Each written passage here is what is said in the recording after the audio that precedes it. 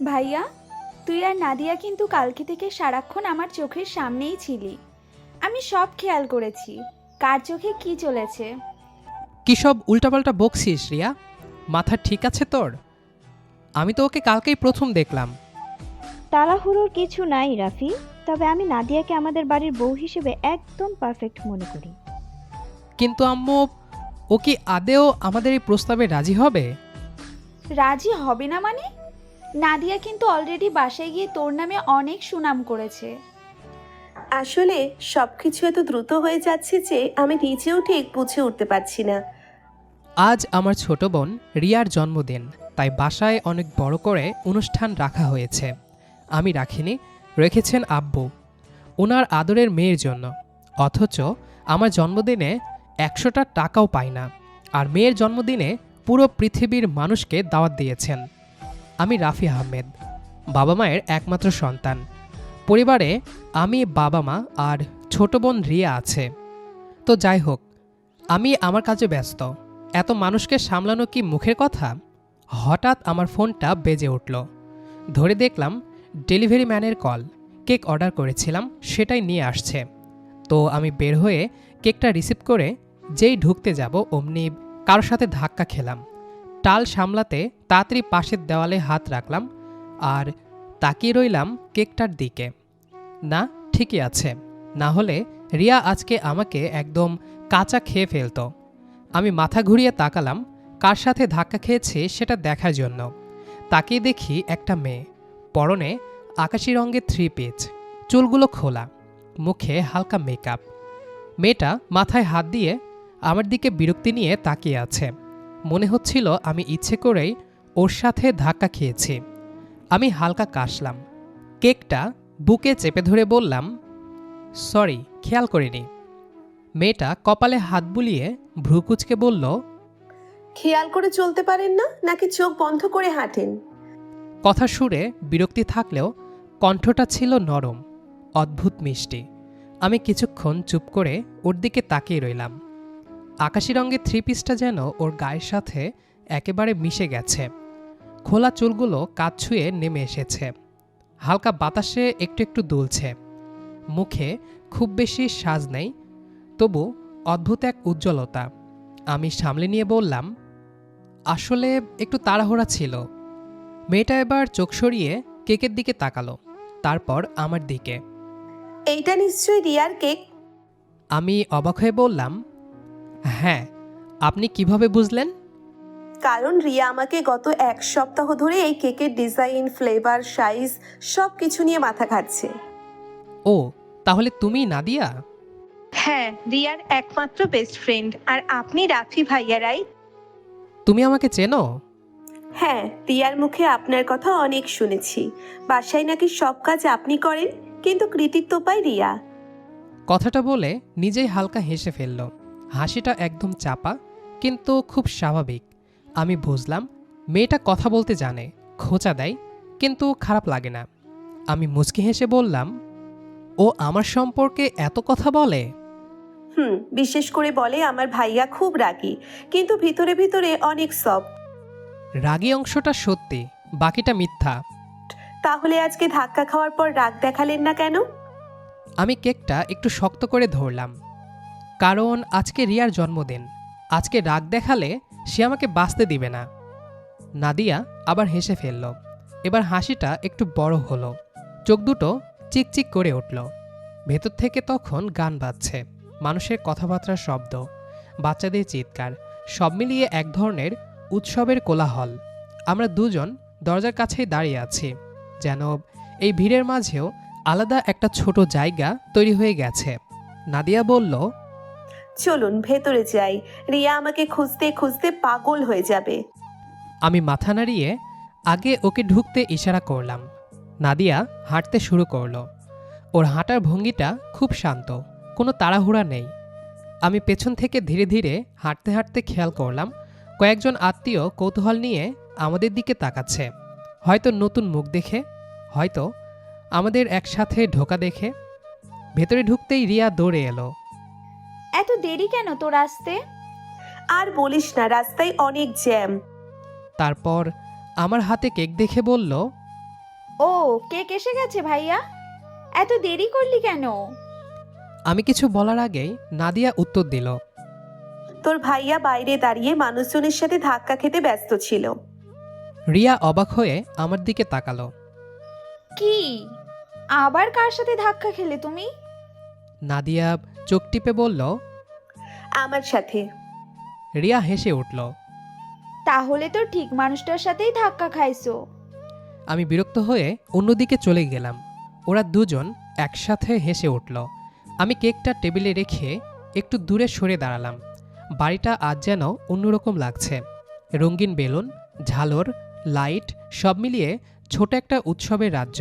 কিন্তু আমার চোখ বারবার একই জায়গায় গিয়ে থামছে। নাদিয়া। সে কখনো রিয়ার চুল ঠিক করে দিচ্ছে, কখনো প্লেট সাজাচ্ছে, কখনো আবার আত্মীয়দের সাথে এমন স্বাভাবিকভাবে কথা বলছে যেন বহুদিনের চেনা। মনে হচ্ছিল এই বাড়িতে সে নতুন না, বরং আমরাই যেন তার অতিথি। রিয়া একসময় সবাইকে ডাকতে শুরু করলো কেক কাটার জন্য। সবাই টেবিলের চারপাশে জড়ো হলো। আমি একটু পেছনে দাঁড়িয়েছিলাম। রিয়া আমাকে ইশারা করে বলল, ভাইয়া কাছে আসো।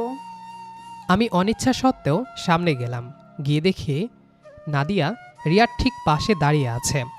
কেক কাটার সময় সবাই হ্যাপি বার্থডে গাইতে লাগলো। হইচই, হাসাহাসি, ছবি তোলা সব কিছু মিলিয়ে মুহূর্তটা খুব প্রাণবন্ত। রিয়া প্রথম কেকের টুকরোটা আমার মুখে দিল, তারপর নাদিয়ার দিকে বাড়িয়ে দিল। নাদিয়া কেক খেতে খেতে হেসে বলল, আজকে কিন্তু আপনার দায়িত্ব বেশি রাফি ভাইয়া, এত গেস্ট সামলাতে হবে। আমি বললাম, দায়িত্ব তো সবসময় আমারই থাকে, কৃতিত্বটা শুধু রিয়ার। নাদিয়া হেসে মাথা নাড়ল। রিয়া হঠাৎ আমাকে ডেকে বলল, ভাইয়া তুই আর নাদিয়া একসাথে একটা ছবি তোল। আমি চমকে উঠলাম। কেন? আরে এমনি তুললে কি সমস্যা? নাদিয়া একটু ইতস্তত করলেও রিয়ার জোড়াজোড়িতে পাশে এসে দাঁড়ালো।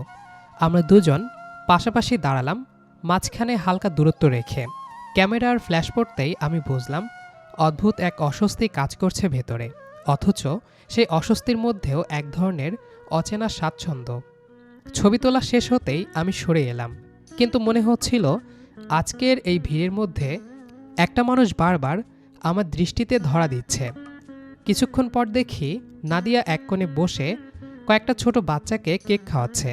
কেউ কেক হাতে ফেলছে, কেউ জামায় মাখছে, আর সে ধৈর্য নিয়ে সামলাচ্ছে।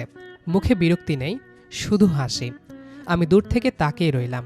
মনে হলো মেয়েটার ভেতরে একটা অদ্ভুত মায়া আছে, যে মায়া খুব সহজে চোখে পড়ে না, কিন্তু আচরণে ধরা দেয়। হঠাৎ নাদিয়া মাথা তুলে তাকালো। আমাদের চোখাচোখি হয়ে গেল। আমি তাড়াতাড়ি অন্যদিকে তাকালাম। কেন যেন মনে হলো ধরা পড়ে গেছি। রাত ধীরে ধীরে গভীর হতে লাগলো। একে একে আত্মীয় স্বজন বিদায় নিতে শুরু করলো। বাড়ির ভেতরের কোলাহল কমে এলেও আলো, বেলুন আর ছড়িয়ে থাকা কাগজের প্লেটগুলো প্রমাণ দিচ্ছিল কিছুক্ষণ আগেও এখানে ছোট্ট একটা উৎসব ছিল। রিয়া উপহারের প্যাকেটগুলো নিয়ে ব্যস্ত। আব্বু পরিচিতদের দরজা পর্যন্ত পৌঁছে দিচ্ছেন। আম্মু রান্নাঘরে শেষবারের মতো গুছিয়ে নিচ্ছেন। আর আমি দাঁড়িয়ে আছি ড্রয়িং রুমের মাঝখানে। এই ফাঁকেই চোখ চলে গেল নাদিয়ার দিকে। সে রিয়ার পাশে বসে উপহারগুলো খুলে দেখছে। দুজন মিলে হাসাহাসি করছে। মাঝে মাঝে রিয়া কিছু দেখিয়ে উচ্ছ্বাসে নাদিয়ার হাত চেপে ধরছে। দৃশ্যটা দেখে মনে হচ্ছিল বন্ধুত্ব আসলে এমনই হয়, যেখানে কথা কম, বোঝাপড়া বেশি। কিছুক্ষণ পর নাদিয়া ঘড়ির দিকে তাকিয়ে বলল, রিয়া অনেক রাত হয়ে গেছে, আমাকে এখন উঠতে হবে। এখনই যাবি? থাক না আজকে। না রে, আম্মু চিন্তা করবে।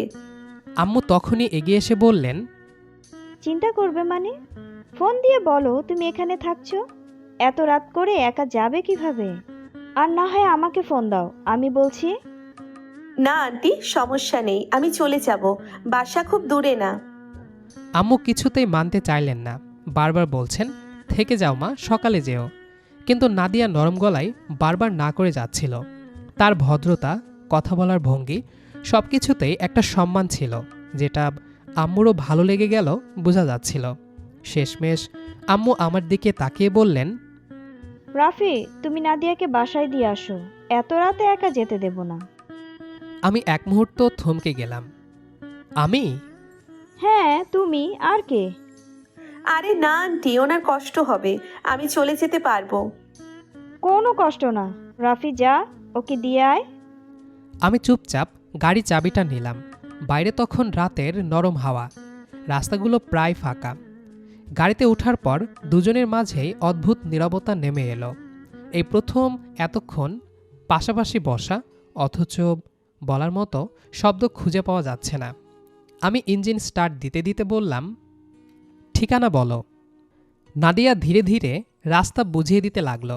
তার কণ্ঠ খুব শান্ত, মাঝে মাঝে জানালার বাইরে তাকাচ্ছিল। রাস্তার লাইটগুলো ওর মুখে পড়ে আবার সরে যাচ্ছিল। কিছুক্ষণ পর সে বলল, আজকে অনেক কষ্ট করলেন। এ আর এমন কি, এর থেকেও বেশি কষ্ট করতে হয়। নাদিয়া মুচকি হাসল। রিয়া আপনাকে খুব ভালোবাসে। আমি একটু চুপ থেকে বললাম, জানি। আবার নীরবতা। গাড়ি থামলো একটা বাড়ির সামনে। নাদিয়া বলল, এইটা আমাদের বাসা। নাদিয়া দরজা খুলে নামার আগে একটু থামল। আজকের জন্য থ্যাংক ইউ। ওয়েলকাম। সে হালকা হাসল, তারপর গেটের ভেতরে ঢুকে গেল। আমি কিছুক্ষণ বসে রইলাম, যতক্ষণ না সে দরজা খুলে ভেতরে ঢুকল। ততক্ষণ গাড়ি স্টার্ট দিলাম না। ফিরতি পথে রাস্তা আরও নীরব লাগছিল। মাথার ভেতরে আজকের সব দৃশ্য ঘুরছিল। ধাক্কা খাওয়া কথোপকথন, হাসি, কেক কাটার সময় ভিড়, আর বারবার চোখে পড়া একটা মুখ। বাসায় ফিরতেই আমি নিজের রুমে গিয়ে শুয়ে পড়লাম। পরের দিন সকালটা অদ্ভুত শান্ত ছিল। আগের রাতের কোলাহল, হাসাহাসি, মানুষের ভিড় সব কিছু যেন হঠাৎ করেই থেমে গেছে। আমি ঘুম থেকে উঠে ধীরে ধীরে নাস্তার টেবিলে এসে বসলাম। মাথাটা কেমন ভার লাগছে, হয়তো রাতের কম ঘুম। আম্মু ইতিমধ্যে টেবিলে নাস্তা সাজিয়ে রেখেছেন। আব্বু খবরের কাগজ নিয়ে বসে আছেন। রিয়া চুপচাপ মোবাইল টিপছে। আমি চেয়ারে বসতেই আম্মু একবার তাকালেন। সেই দৃষ্টি আমি খুব ভালো করে চিনি। এই দৃষ্টি মানেই আজকে কোনো গুরুতর আলোচনা হবে। আম্মু ধীরে বললেন, রাফি, তোর সাথে একটা কথা ছিল। আমি গ্লাসে পানি ঢালতে ঢালতে বললাম, বলো। আম্মু কিছুক্ষণ চুপ করে থাকলেন, যেন কথাগুলো গুছিয়ে নিচ্ছেন। তারপর বললেন, তোমার বয়স তো কম হলো না বাবা? মানে? তোর সব বন্ধুর বিয়ে হয়ে গেছে, আত্মীয়রা জিজ্ঞেস করে কবে বউ আনবো। আমি চুপ করে রুটি ভাঙতে লাগলাম। এই আলোচনা নতুন না, প্রায়ই হয়, আর প্রতিবারই আমি এড়িয়ে যাই। আমি ধীর গলায় বললাম, আম্মু, আমি এখন এসবের জন্য ভাবতে ইচ্ছুক নই। তো আর কখন ভাববি? বয়স কি থেমে থাকবে? আমি মাথা নিচু করে রইলাম। উত্তর নেই, শুধু এড়িয়ে যাওয়ার চেষ্টা। হঠাৎ আম্মু বললেন, আমি একটা মেয়ে পছন্দ করেছি। আমার হাত থেমে গেল। রুটি মাঝখানে ছিঁড়ে ঝুলে রইল। আমি ধীরে মাথা তুললাম। কে? রিয়া তখনই মোবাইল থেকে চোখ তুলে আমাদের দিকে তাকালো। তার চোখে কৌতূহল। আম্মু খুব স্বাভাবিক গলায় বললেন, রিয়ার বান্ধবী নাদিয়া। শব্দটা কানে ঢুকতেই বুকের ভেতর কেমন যেন ধক করে উঠল, যেন কেউ হঠাৎ অপ্রস্তুত করে দিয়েছে। গতরাতের সব দৃশ্য একসাথে মাথায় ভিড় করল। ধাক্কা খাওয়া, হাসি, চোখাচোখি, গাড়িতে বসে নীরবতা। আমি অস্বাভাবিক দ্রুত বললাম, কি বলছো তুমি? আমি ওকে চিনি কতক্ষণ? তোকে এত চিনতে হবে না, আমি চিনতে পেরেছি, এটাই অনেক। কত মিষ্টি মেয়েটা, এই বাড়ির বউ হিসেবে একদম পারফেক্ট। তখনই রিয়া হেসে বলল, ওয়াও আম্মু, তোমার কি চয়েস! আমি তো পুরো এক পায়ে রাজি আছি। নাদিয়া হবে আমার ভাবি, ভাবতেই ভালো লাগছে। আমি বিরক্ত হয়ে বললাম, এই কি সব বলছিস? মাথা কি গেছে? চুপ করো। তুমি কি ভাবছো আমি বোকা? আমি কালকে সবই লক্ষ্য করেছি, কার চোখে কি চলেছে। মানে কি লক্ষ্য করেছিস তুই? সেটা আর বলে লাভ নেই, এখন কাজের কাজ হলেই হলো। আম্মু এবার ধীরে বললেন, মেয়ে কিন্তু খুব ভালো, ভদ্র, মার্জিত ব্যবহার, খুব সুন্দর। কালকেও দেখলাম, আমার খুব ভালো লেগেছে। আমি চুপ, একদম চুপ। অদ্ভুত একটা অস্বস্তি কাজ করছে ভেতরে।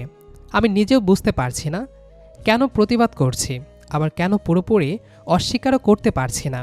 আম্মু বললেন, আমি তো মা, ছেলের চোখে কি আছে একটু হলেও বুঝি। আমি নিচু গলায় বললাম, তোমরা বেশি ভাবছ। রিয়া মাথা নেড়ে বলল, না ভাইয়া, আমরা ঠিকই ভাবছি। তারপর দুষ্টু হাসি দিয়ে বলল, জানো নাদিয়া তোমার অনেক তারিফ করেছে। আমি এবার থমকে গেলাম, তাকালাম রিয়ার দিকে। কি বলেছে? বলেছে তুমি অনেক ভালো আর দায়িত্বশীল। আম্মু হালকা হাসলেন। দেখেছিস, মেয়েটা তোকে খেয়াল করেছে। আমি কিছু বললাম না, শুধু চুপচাপ বসে রইলাম। কিন্তু ভেতরে অদ্ভুত একটা অনুভূতি জমতে লাগলো। মনে হচ্ছিল কেউ আমার অজান্তেই আমার মনের ভেতর ঢুকে পড়েছে। আম্মু ধীরে বললেন, যদি তুই রাজি থাকিস আমি ওদের বাসায় কথা বলতে পারি। আমি হঠাৎ বলে ফেললাম, না, এখনই না। দুজনেই আমার দিকে তাকালো। আমি একটু ধীরে বললাম, মানে এত তাড়াহুড়া কিসের? তাড়াহুড়া না ভাইয়া, সময় মতো শুরু করলে তাড়াহুড়ো লাগে না। আব্বু এতক্ষণ চুপচাপ খবরের কাগজ পড়ছিলেন। এবার কাগজটা ভাঁজ করে রেখে বললেন, মেয়েটা আমারও ভালো লেগেছে। খুব ভদ্রভাবে সবার সাথে কথা বলছিল। আজকাল এমন ব্যবহার খুব কম দেখা যায়। আমি অবাক হয়ে আব্বুর দিকে তাকালাম। রিয়া এবার চেয়ার টেনে আমার একদম পাশে এসে বসল। ভাইয়া, তুমি না বললেও তোমার মুখ অনেক কিছু বলে দেয়। কি বলে আমার মুখ? কালকে যখন নাদিয়া বাচ্চাদের কেক খাওয়াচ্ছিল, তুমি ওর দিকে এমনভাবে তাকিয়েছিলে যেন চারপাশে আর কেউ নেই। আমি থমকে গেলাম। সেই দৃশ্যটা আবার চোখের সামনে ভেসে উঠল। সত্যি কি এতটাই স্পষ্ট ছিল? আম্মু বললেন, রাফি, বিয়ে মানে শুধু দুজন মানুষ না, দুটি পরিবার। আমি মেয়েটার মধ্যে সেই মানিয়ে নেয়ার গুণটা দেখেছি। কিন্তু ওরা কি রাজি হবে? সেটা পরে দেখা যাবে, আগে কথা তো বলি। নাস্তার টেবিলের আলোচনা ধীরে ধীরে অন্যদিকে গড়িয়ে গেলেও একটা বিষয় স্পষ্ট হয়ে গেল। এই কথাটা এখানেই থামছে না, এটা শুরু হয়েছে। সারাদিন বাসায় অদ্ভুত একটা পরিবেশ ছিল। আম্মু মাঝে মধ্যে নিজের মনে কি যেন ভাবছেন। রিয়া সুযোগ পেলেই আমার দিকে তাকিয়ে হাসছে। আমি যতটা স্বাভাবিক থাকার চেষ্টা করছি ততটাই যেন অস্বস্তি বাড়ছে। দুপুরের দিকে দেখলাম আম্মু ফোন হাতে নিয়ে কারোর সাথে কথা বলছেন। কণ্ঠ নিচু, কিন্তু মুখে হালকা হাসি। পাশ দিয়ে যেতে শুনলাম, জি আপা, কালকে তো আপনার মেয়ের সাথে দেখা হলো, খুব ভালো লাগলো। আমি থেমে গেলাম। বুকের ভেতর ধক করে উঠল, কিন্তু আমি কিছু বললাম না। শুধু দূর থেকে আম্মুর কথা বলা দেখলাম। কথার ভঙ্গি দেখে বুঝতে বাকি রইল না এটা সাধারণ কথাবার্তা না। বিকেলের দিকে আম্মু আমাকে ডাকলেন। এই রাফি, এদিকে আয়। আমি গিয়ে বসলাম। আমি নাদিয়ার আম্মুর সাথে কথা বলেছি, খুব ভালো মানুষ, কথাবার্তায় বোঝা যায় শিক্ষিত পরিবার। আমার গলা শুকিয়ে এলো। কি বললেন ওনারা? কিছু না, শুধু পরিচয় হলো। বললাম কালকে আপনার মেয়ের সাথে দেখা হয়েছে, খুব ভালো লেগেছে। উনিও তোর প্রশংসা করলেন। আমি চমকে উঠলাম। আমার? বললেন নাদিয়া বাসায় গিয়ে নাকি তোর অনেক সুনাম করেছে। আমি চুপ হয়ে গেলাম। ভেতরে কোথাও এক ধরনের অদ্ভুত উষ্ণতা ছড়িয়ে পড়ল। আম্মু ধীরে বললেন, দেখ, আমি কাউকে কিছু বলিনি এখনো, কিন্তু মনে হলো আলাপটা এগুলো খারাপ হবে না। রিয়া পেছন থেকে বলে উঠল, এবার কিন্তু না বলার কোনো সুযোগ নেই ভাইয়া। আমি দীর্ঘশ্বাস ফেললাম। তোমরা যা ভালো মনে করো। আম্মু আমার কথাটা শুনে কিছুক্ষণ চুপ করে রইলেন। তারপর ধীরে বললেন, তাহলে আমরা আগে থেকে দেখা সাক্ষাৎ করি। রিয়ার সাথে সাথে উচ্ছ্বসিত হয়ে উঠল। ইয়েস, মানে নাদিয়াদের বাসায় যাওয়া হবে। হুট করে যাওয়া ঠিক হবে না, আগে দিন তারিখ ঠিক করা দরকার। আমি ওদের সাথে কথা বলে নেই, ও যদি রাজি থাকে তাহলে একদিন সবাই মিলে যাওয়া যাবে। সন্ধ্যার দিকে আম্মুকে আবার ফোনে কথা বলতে দেখলাম। কণ্ঠে ভদ্রতা, কথায় হাসি, কিছুক্ষণ পর ফোন রেখে তিনি ড্রয়িং রুমে এলেন। মুখে এমন একটা শান্ত হাসি যেটা দেখলেই বোঝা যায় ভালো কিছু হতে যাচ্ছে।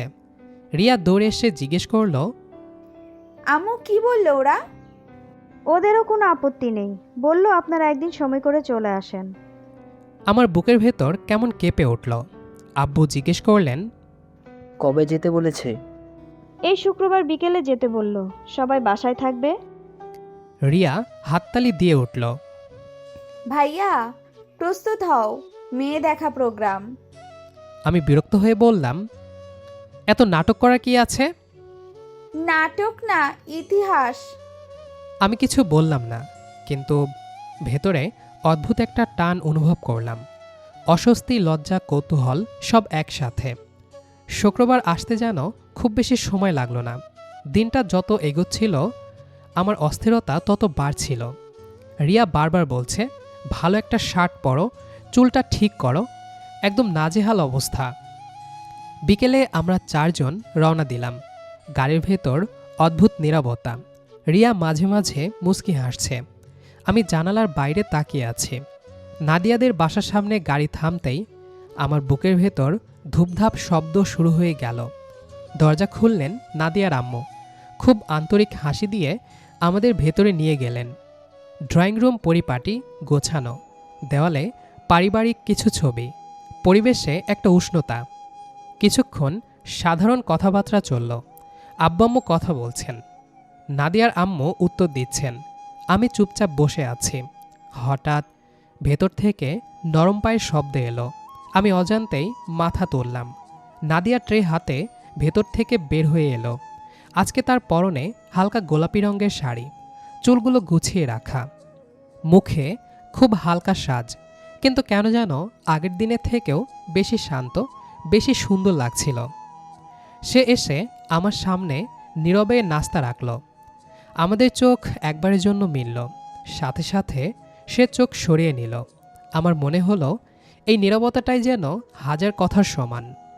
কিছুক্ষণ পর বড়রা ইচ্ছে করে আমাদের দুজনকে বারান্দার দিকে পাঠিয়ে দিলেন। বারান্দায় হালকা বাতাস বইছে। আমরা দুজন কিছুক্ষণ চুপচাপ দাঁড়িয়ে রইলাম। আমি ধীরে বললাম, কেমন আছো? নাদিয়া মুচকি হেসে বলল, ভালো, আপনি? ভালো। বারান্দার হালকা বাতাসে নীরবতাটা আরও স্পষ্ট হয়ে উঠছিল। নিচে রাস্তার লাইটগুলো দূরে ঝাপসা হয়ে জ্বলছিল। আমরা পাশাপাশি দাঁড়িয়ে, অথচ দুজনের মাঝখানে যেন অনেক অজানা কথা জমে আছে। আমি ধীরে বললাম, সব কিছু খুব দ্রুত হয়ে যাচ্ছে, তাই না? নাদিয়া মৃদু হেসে মাথা নেড়ে বলল, হ্যাঁ, আমি নিজেও ঠিক বুঝে উঠতে পারছি না। আমি তাকালাম ওর দিকে। ও চোখ নামিয়ে রেখেছে। লজ্জা আর স্বাভাবিকতার মাঝামাঝি একটা অবস্থা। ভেতর থেকে বড়দের কথা বলার শব্দ ভেসে আসছিল, গম্ভীর কিন্তু স্বস্তির, যেন কোনো গুরুত্বপূর্ণ সিদ্ধান্ত ধীরে ধীরে জায়গা নিচ্ছে। কিছুক্ষণ পর আম্মু ডাক দিলেন। আমরা ভেতরে গেলাম। সবার মুখে অদ্ভুত এক শান্ত ভাব।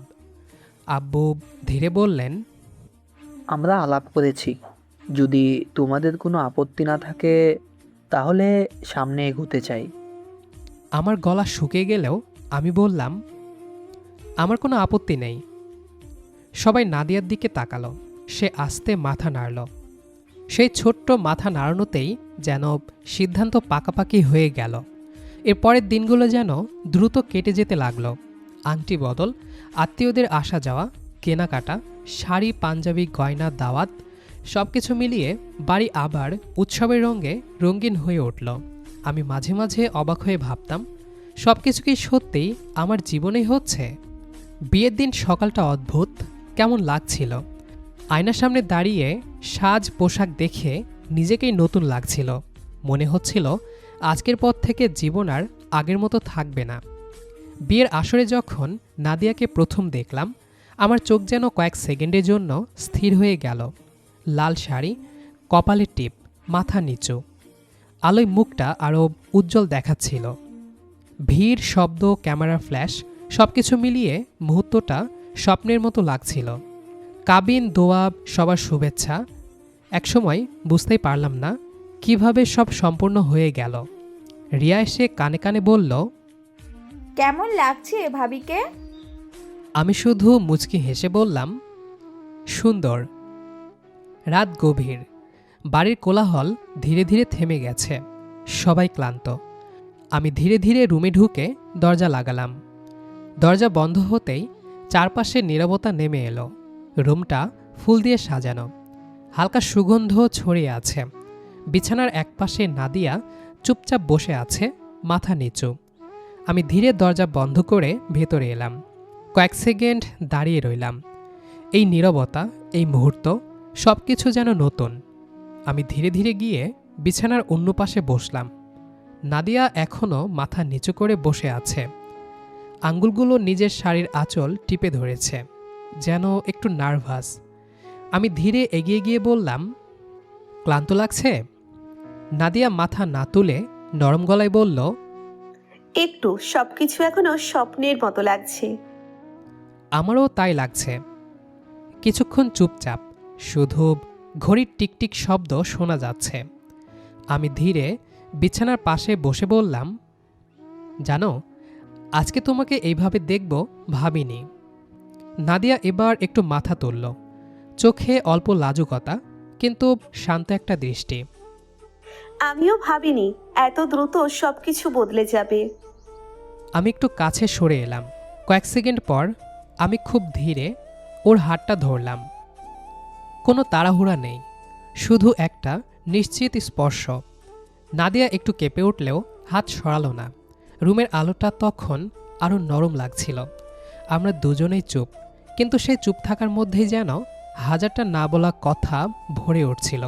আমি ধীরে বললাম, আজ রাতটা শুরু হোক নতুনভাবে। নাদিয়া খুব আস্তে মাথা নাড়ল, তারপর সে চোখ নামিয়ে নিল, একটা ছোট্ট লাজুক হাসি ঠোঁটে রেখে। আমি বুঝতে পারলাম এই নীরব রাতটা আর আগের মতো থাকবে না। প্রিয় দর্শক, জীবন আসলেই বড় অদ্ভুত। কখনো কখনো একটি সাধারণ ধাক্কা আর সামান্য একটু চোখাচোখি থেকেই শুরু হয়ে যায় জীবনের সবচেয়ে সুন্দর ও পবিত্র একটি অধ্যায়। বোনের প্রিয় বান্ধবী যে একদিন এভাবে ঘরের আদুরে বউ হয়ে ধরা দেবে, তা হয়তো রাফি নিজেও কখনো ভাবেনি। কিন্তু দিন শেষে এটাই তো ভালোবাসার সুন্দরতম উপহার। মিষ্টি এই ভালোবাসার গল্পটি আপনার হৃদয়ে কেমন দোলা দিল তা অবশ্যই আমাদের কমেন্ট বক্সে লিখে জানাবেন। গল্পটি ভালো লেগে থাকলে একটি লাইক দিয়ে আপনার বন্ধুদের সাথে শেয়ার করতে একদম ভুলবেন না। আর হ্যাঁ, আমাদের চ্যানেলের এমন সব মিষ্টি ও রোমান্টিক গল্পের নিয়মিত আপডেট পেতে চ্যানেলটি এখনই সাবস্ক্রাইব করে রাখুন। আজ তবে এখানে ইতি টানছি। খুব শীঘ্রই ফিরব নতুন কোনো ভালোবাসার গল্প নিয়ে। ততক্ষণ পর্যন্ত সবাই ভালো থাকুন, সুস্থ থাকুন আর নিজের প্রিয় মানুষটির খেয়াল রাখুন। ধন্যবাদ।